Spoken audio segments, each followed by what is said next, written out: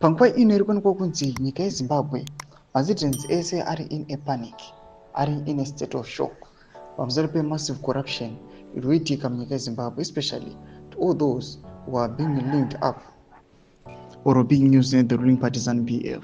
Sanapinda mashuka muda panapa chikomitiro pamusoro pecorruption iri kuitika panguva ino munyika yeZimbabwe.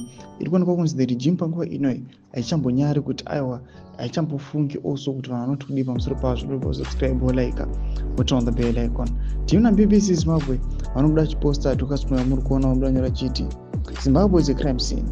ZRP and army received $50 to protect Rigananda against the Geza revolution. This woman got $20,000 plus an expensive car just by saying ranganai zvenyu asi zvichakona. Tomasvika nomuda nyoko panapa neBBC ichikomberana chiti aiwa panguva ine toona kuti nyika yeZimbabwe yaizonyanya manje. Munhu akatowana 20,000 plus emotor vehicle nekuda kungosteta statement nokoti aiwa ranganai zvenyu maprotest nyamboda kuitai asi zvichadi zvichakona.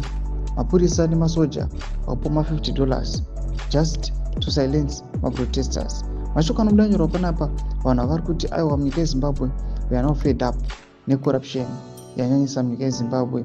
Patikuona kuti misgovernance iri kuitika aiwa iri kunyatsoona kuti iri kucrippla all the state institutions. People now they have no future, havasingana hope awa nethe regime, the ruling party ZANU-PF. Tidze mafungiro enyu matudi pamusoro pechitiko chipinda comment section medu. Mudze mafungiro enyu, subscribe, like, turn on the bell icon.